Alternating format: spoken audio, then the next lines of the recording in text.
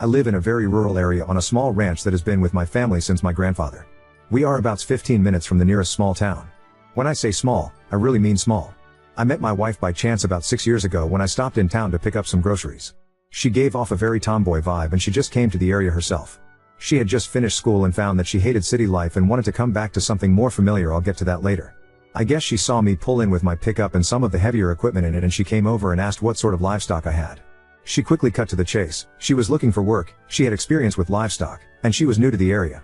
It is strange in our area to have single women looking for work as a ranch hand, but she said she could prove her worth, and, if I wasn't impressed, I was free to drive her back to town at the bus stop and that'd be that. I was looking for an extra hand for the upcoming months and was considering contacting my neighbor's boys for it, but figured I'd give her a shot. Glad I did too. She has one hell of a work ethic, and was proactive about everything on the ranch. I let her stay in a guest room in the main house for the first week, until she had enough pay for an apartment, but within 6 months she moved back in when we started dating. 8 months later was when we married in a small ceremony with about 20 friends and family members. The only person to show up from her family was her uncle. Uncle was a tank of man, even in his older years, and had a sheep farm in Northern California. Him and I talked shop a bit when he was there, and he was proud to give wife away. I could see where wife got her work ethic and knowledge of livestock from the man.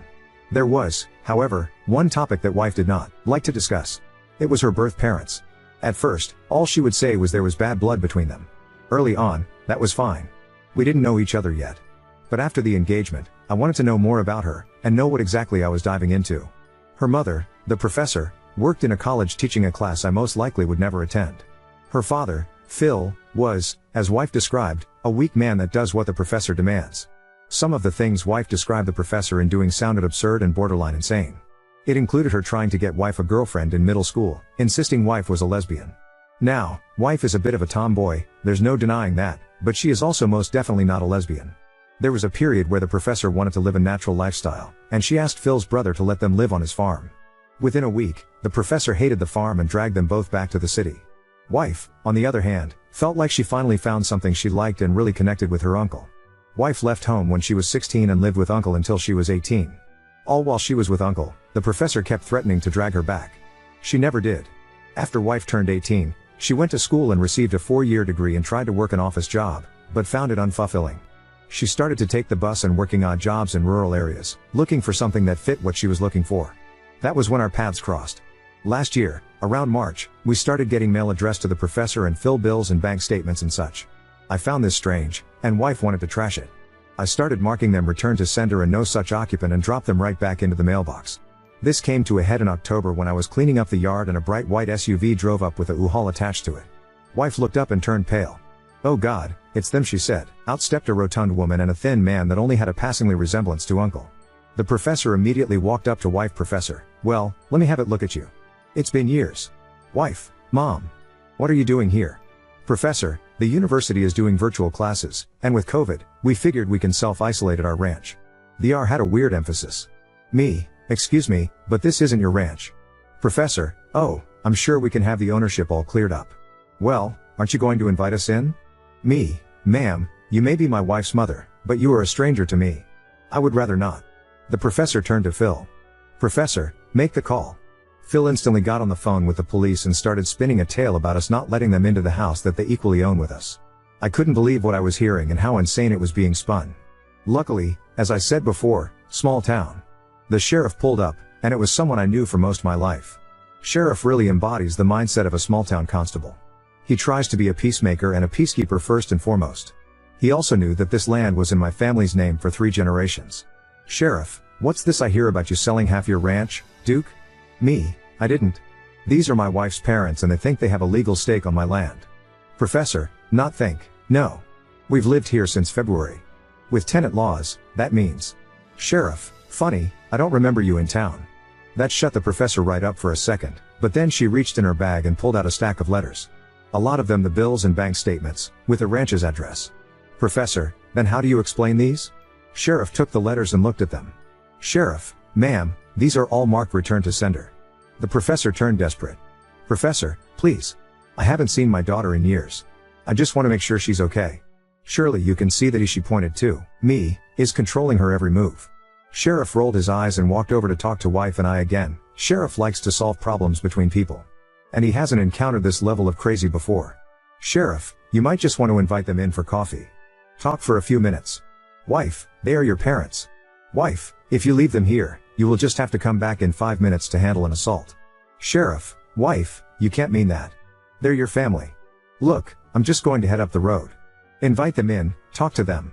Wife got a bit of an angry glint in her eye. Wife, does this mean you're going to invite your cousin Aaron to Thanksgiving? Sheriff's cousin Aaron was currently serving 8 years for a multitude of felonies. Sheriff's entire family consider him the family's shame. With that statement, the look in Sheriff's eyes changed. He gave wife a look like that bad, huh? And wife merely nodded. Sheriff turned back to the professor and Phil. Sheriff, all right, they don't want you here. Best you two not come back. The two protested briefly, but then piled back into the SUV and drove off, with Sheriff trailing right behind to make sure they were completely off the property.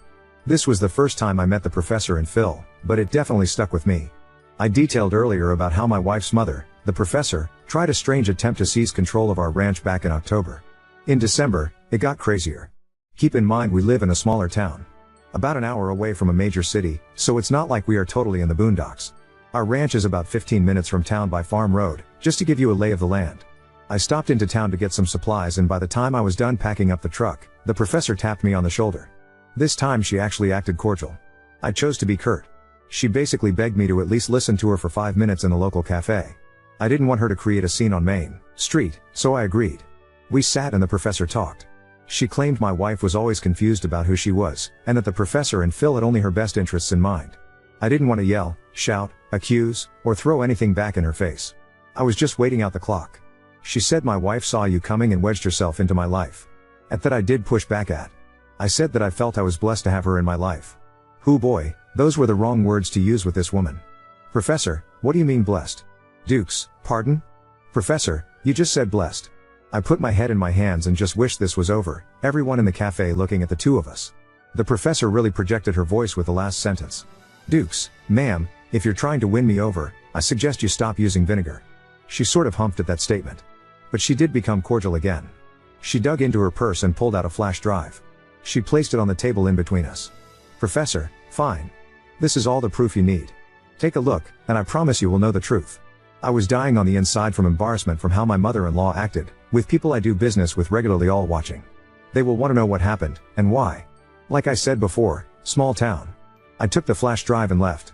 I got back to the ranch where my wife was waiting, and she could instantly tell something happened in town from the pissed off look on my face. I explained what happened in town and held up the flash drive. Wife looked confused by it. I certainly wasn't willing to plug this thing into a computer we regularly use, so I dug through a closet for an old Dell laptop that wasn't powered on in forever. We let it charge, turned it on and flipped off the Wi-Fi. The last one was my wife's idea. We plugged the flash drive in and there were stacks and stacks of PDFs. I am still not sure how to describe what was in them. It was a, I guess, journal? A college paper? Thesis? Study? With my wife as the subject. I'm not even sure what the point of it was, or what the professor was testing on her own flesh and blood. It detailed her first playing with toy dump trucks when she was a child to dressing in overalls during the brief time they lived with her uncle together. All if it cold, detached, and, as my wife put it, clinical. Wife was referred to as subject throughout. It was bizarre. And I'm still not sure what the point of it was. My wife looked disgusted at the PDFs and insisted we burn the drive. Which we did in the fire pit. That was the last time we heard from the professor. My wife thinks more is coming. First I want to say wife is doing fine. She's more amused than scared or angry, but I can tell when she feels a need to be guarded. We did install a new camera pointed directly down at the gate and I'm keeping it locked. I said in the comments we had a FaceTime call with my wife's uncle to see if we could get more insight last night. At first, her uncle gave very short answers. Stuff like yeah, sounds like her and sounds about right. He's very much a don't speak ill of others type of man. When I told him about the weird play for the ranch, he finally was willing to give a bit more information. Whoever predicted she attempted this in the past with his sheep farm? Gold star. He said the professor was a big reason why him and Phil don't talk anymore. Wife's uncle's sheep farm was part of a much larger piece of land owned by my wife's grandfather. The grandfather had 3 kids, 2 sons and a daughter. The daughter went off to the East Coast and works a high-paying executive job of some type. She's also near retiring, and was the oldest of the siblings. The grandfather split his property into 3 slices when he died. His daughter sold her part to uncle for almost nothing. She didn't want rural property nor has she made a claim for it, and knew uncle wanted to keep the farm going. The other son, or M.Y. Phil, sort of kept ownership but gave permission for uncle to keep using it. That was until he wanted to go to an expensive university. He sold his part of the land to uncle for a good chunk of change. Uncle got to keep all of grandfather's land in one piece. In college, Phil dated the professor, and then married. Uncle heard bits and pieces, but Phil just only called during Thanksgiving and his birthday, and that was about it for many years. A few years later, professor was in, as the uncle called it, a hipster phase and heard about the farm. She didn't just show up. Phil asked first. Phil knew what rural life was like, professor didn't. Uncle described it as the professor had a vision of waking up to a kale smoothie, digging up beets for lunch and enjoying the sun the rest of the day. If you live on a farm or a ranch, you're spoiled for choice when it comes to daily chores. Uncle's farm was primarily a sheep farm, but they had a vegetable garden and a small orchard. This meant work. Uncle was easy on the professor. She was only given a few chores, such as clipping dead vines in the garden and airing the compost. She apparently treated this like an ordeal. She nearly destroyed the tomatoes Uncle was growing that year, and he had to redo the compost every evening. But the way she complained, you'd think she was tending the orchard and the sheep. She did not like manual labor. But she was also oddly in love with the idea of a farm. You can't have the joy without the pain, in my experience. Wife, on the other hand, took to it like a duck to water. She loved to check the fences, check the flock, dole out the feed, and tend to the small vegetable garden. Uncle said that they had a local butcher that came once in a while for a few lambs, depending on price and demand. Butcher visited once during the professor's time on the farm.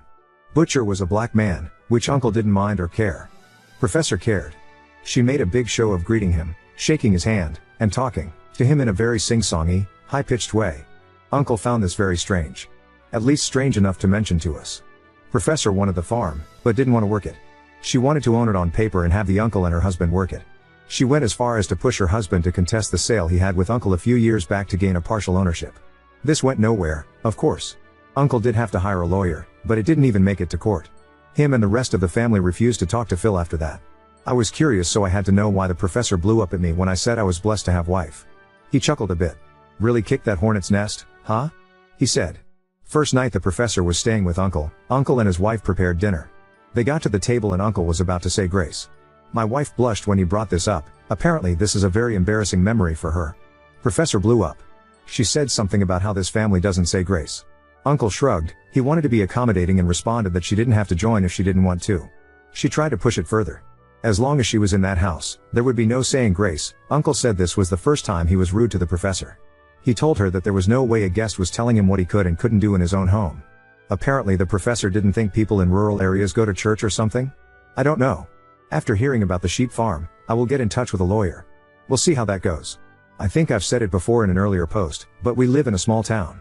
My crazy mill, the professor, has made waves in just 2 appearances, one at our residence, and another in town. What I love about small towns is that everyone feels like family and has everyone's backs. What I hate about small towns is that rumors start quickly. The sheriff from my first post is totally on our side and has done his best to make it clear to people who ask that it's not their business. The problem is wife and I, we try to enjoy being social in town. Before COVID, we went to church often and participated in potlucks. I hired my neighbor's boys for the summer several times to help around the ranch. We love being social. When the professor made a scene at the cafe in December, I could feel the eyes of the town on me. No one knows what happened, but they want to. I can feel it.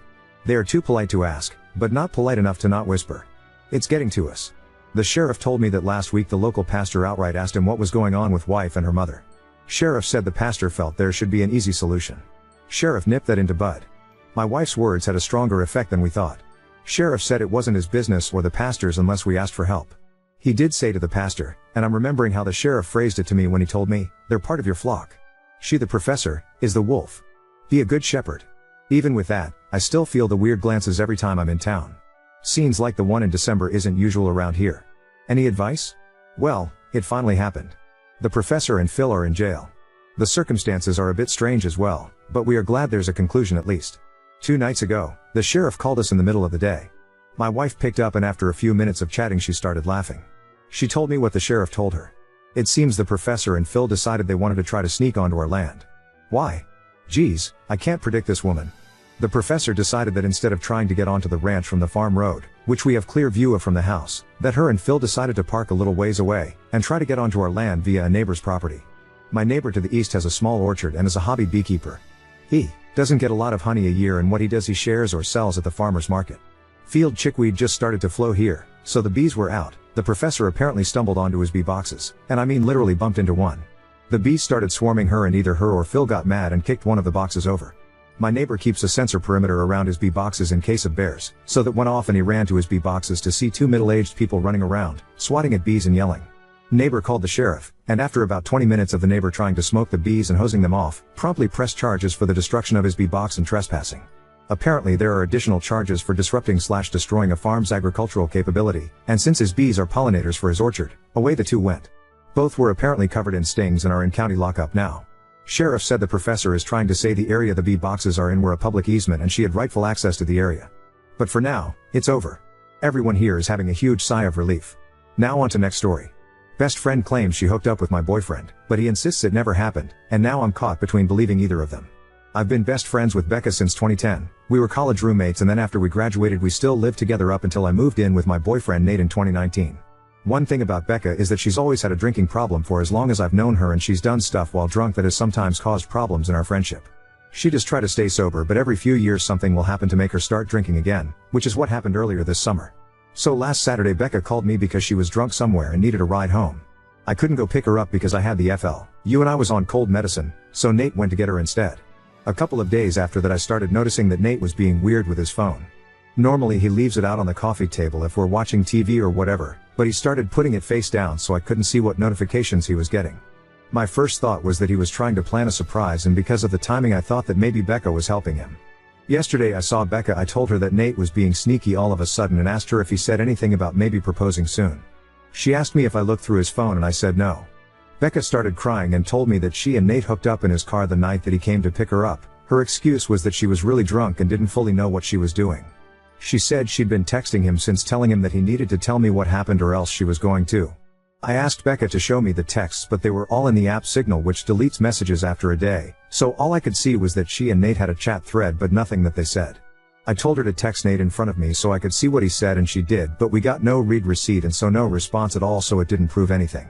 I asked Becca if she was sure she wasn't so drunk that she maybe imagined it or thought a dream was real, and she absolutely lost her shit on me and said that she knows that she's horrible when she drinks but that she's not fucking delusional and she doesn't make shit up.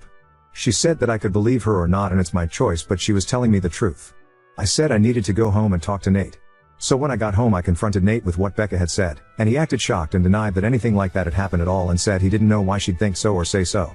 He said that he had just given Becca a ride home and the only thing that happened as that they talked about how he and I had been together for a long time and how we should get married already. He admitted they were talking on Signal the next couple of days, but he said that it was about exactly what I thought, that he was asking her about engagement rings and what kind of proposal I would want. Nate replied to Becca's message from before asking her if she made up a story about them hooking up to not ruin the surprise about his proposal, and she texted him back that there was no proposal and to stop playing dumb. So then Nate called her pretending like I wasn't in the room and told her that she needed to stop whatever she was trying to do because we were on the verge of breaking up and he'd rather just have the surprise be ruined. But Becca just kept telling Nate to stop lying until he got angry and hung up on her. I really didn't know what to think and I still don't. Right now Nate is really upset and not really talking to me much. He says that it's bad enough that Becca acted insane and ruined his plan to propose, but it's even worse that I believed her lies even a little and would think that he would ever cheat on me. Becca texted me saying she was sorry, but otherwise I haven't talked to her either. I don't want to think that Nate would cheat on me or that he'd take advantage of Becca if she was that drunk, but I feel like I can't be 100% sure because I've known Becca for 13 years and I also just can't believe that she'd lie to me about something this important. And I know that she does have a drinking problem, so I can believe that she'd sleep with my boyfriend if she was drunk out of her head. She's done some pretty awful things in the past when she's been drunk. I don't want to wrongly accuse Nate of something he didn't do, but I don't want to be an idiot. I don't know what my gut says. It both says that Nate wouldn't do this and that Becca wouldn't lie about it, but obviously both of those things can't be true. So in the past when she's been drunk, Becca's blacked out and started fights with me or other people. She'll say really out of line insulting things. She's kicked people out of our apartment because she didn't remember inviting them in. She's accused me of stealing clothes from her because I was wearing an outfit that looked like something that she also owned, that kind of thing. She's never hooked up with anyone that I was dating, but she's definitely hooked up with guys that she knew I was interested in. I don't know. I really don't think that Nate would cheat, but I just can't imagine that Becca would completely make this up. Both of their stories somewhat make sense to me, but I don't know. I don't know why Becca would be saying this if it wasn't true, but I'm afraid of deciding I definitely believe her and then having her later realize she forgot she hooked up with somebody else that night or something. If he's telling the truth, it's because it's only after that night that he started planning a proposal. From what he said, he didn't start planning the proposal that night. It was that Becca mentioned that we should get married already because it's been 7 years and he thought about it, and then the next day he sent her a message to ask her what kind of ring I would want. I've never noticed anything weird from Nate towards Becca. If anything, he doesn't like her very much. I don't know if envious is the right word, but in the past Becca didn't like me and Nate being together because she felt like I was abandoning her for him. I'm not sure how long he was gone. I fell asleep when he was gone and he didn't wake me up when he got back. But I know he didn't shower when he got home because that definitely would have woken me up. Update 1. So on Thursday night after I got everyone's advice, I told Nate that I had found out a way to recover deleted messages from Signal. He immediately took out his phone and opened the app and asked me to show him how to do it. So, I already thought that must mean he was telling me the truth because he didn't panic or hesitate at all. Which was good because when I tried to download Signal on my old phone it turned out that it's too old to support the current version of the app, so it wouldn't work. Nate then asked me if we were going to have to go out and buy a new phone for me to believe that he was telling me the truth, and he said that he was willing to do it if that's what it would take. I told Nate it wasn't that I didn't believe him, I just wanted to have some proof because I just couldn't understand why Becca would lie about it.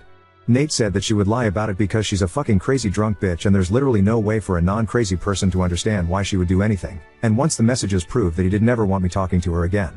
Then he said to get up because if we were going to go to the Verizon store we had to get there before it closed. By then I completely believed Nate anyway, so I told him we didn't have to go anywhere or get a new phone and that I believed him and I knew he didn't cheat on me and that he would never do that. Nate said that he would hope I know that and that he didn't understand why I didn't take his word for it in the first place. I started trying to explain why I didn't want to just immediately dismiss what Becca had said happened, but Nate said that he really couldn't listen to that right now. I said that was fair and agreed that I would cut Becca off, but that first I wanted to try to get her to admit that nothing happened. Nate said fine, but to call her with my phone on speaker because he thought he also deserved to hear her admit that she was lying. So I called Becca and I said the same thing to her that I said to Nate, that I figured out how to recover deleted messages on Signal. She asked me why I would need to do that, so that was when I knew for sure that she was definitely making it up and not just Confu said somehow. I said it was because I wanted to have proof of what she and Nate talked about. Becca asked me if I saw their messages, so I lied and said yes. After that Becca just went silent until finally I asked her if she was going to say anything. Then she asked me if that meant that we were engaged now. So then I really just lost it on her and screamed at her asking her if she was fucking serious and what the fuck was wrong with her and how could that possibly be all that she had to say. Becca started screaming back telling me to fucking calm down and about how obviously I never believed her anyway because it's not like we broke up over it.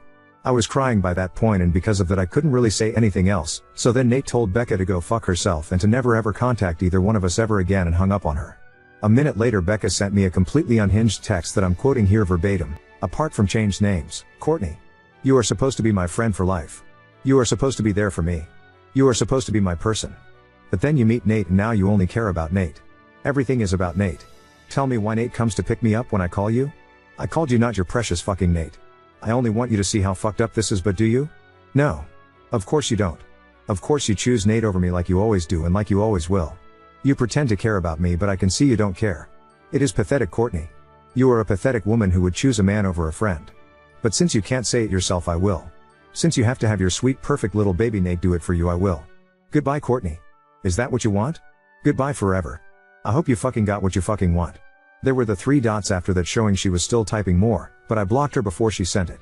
I don't care about anything else that she has to say, I'm sure it's all just going to be more bullshit about why this is my fault or justifications about why what she did wasn't that bad and I should forgive her. I know Nate is probably right and there's no non-crazy logic behind why Becca would stoop to doing something like this, but obviously I've still been thinking about it and my best guess is that whoever said that Becca still blames me and Nate, apparently mostly Nate, for her being a drunk mess who can't get her life together is right. It seems like she somehow thought that if she said she hooked up with Nate, I'd break up with him but still want to be friends with her and then everything would magically be fixed. As far as stuff with Nate, I asked him if he thought he could ever forgive me for doubting him and he said that since I came to my senses and I cut Becca off he guesses we can try to put it behind us. I don't think he's still going to propose anytime soon. After this I probably wouldn't if I was him. And from what Nate said he didn't actually do any planning yet other than asking Becca about rings and if I'd think a public proposal was tacky or not. All he was doing so far was trying to get ideas without me knowing he was talking to her about it. So just based on that I think probably it's not going to happen for a while if it still does at all. Also, thanks to everyone for the advice and support. I know I didn't respond to many comments but I really did appreciate everyone who cared enough to want to help. Oop, I'm sure she won't just go away. I'm already expecting her to try to get our other friends to get in the middle of everything as soon as she figures out she's actually blocked and I'm not just ignoring her. I hope she won't try to do anything else but I guess at this point I really can't know with her. Update 2. It turned out that whatever was going on with Becca that caused her to make false accusations about Nate was the beginning of some kind of a psychotic break. After I blocked her she made a whole bunch of fake accounts and started sending me completely unhinged shit about how I ruined her life and threatening to get revenge on me and Nate. This went on for literally months with her sending me dozens of messages a day. I found out from other friends that she was making multiple posts on Facebook every day that were semi-coherent rants about how much she hated me and how I was evil and ruined her life intentionally. I tried to talk to the police 2 different times to get a restraining order because I was afraid that Becca was going to show up at our apartment and attack me or Nate. I literally even got a front door camera because I was so scared that she was going to hurt us. The police said that because Becca wasn't threatening actual violence, she was just a nuisance and they couldn't do anything. They acted like I was an idiot because it isn't illegal to talk shit on Facebook, and they basically told me to just keep blocking her whenever she made a new account and eventually she'd get bored and move on. Then finally there was an incident where someone broke the windshield of Nate's car while he was parked at his work. I guess it could have just been a random act of vandalism because this wasn't the only car that got windows broken, but at the time I was 100% sure it was Becca, so I went to the police again. Eventually an officer went to talk to Becca, and she said she didn't touch Nate's car, and again I have no proof that she did. But after the police talked to her, Becca got put into a psych ward for a week because apparently her apartment was filthy and she was drunk out of her mind 24/7 and a danger to herself. I have not heard anything from Becca after she left the psych ward. I don't know if she was diagnosed with something or if she's medicated now or what. I found out that she moved in with her dad, who thank God lives in a different state. I look at her social media every so often to make sure she's not posting about me again and that she's nowhere around me. I haven't mentioned Nate much in this update because we're no longer together. He broke up with me after the windshield incident because he couldn't handle being constantly harassed by Becca, and to be honest I don't think he ever forgave me for not taking his side immediately when everything started. It really hurt, but I can't blame him. I tried to talk to him about fixing things between us after Becca was gone, but he just wasn't interested. So in the past when she's been drunk, Becca's blacked out and started fights with me or other people. She'll say really out of line insulting things. She's kicked people out of our apartment because she didn't remember inviting them in. She's accused me of stealing clothes from her because I was wearing an outfit that looked like something that she also owned, that kind of thing. She's never hooked up with anyone that I was dating, but she's definitely hooked up with guys that she knew I was interested in.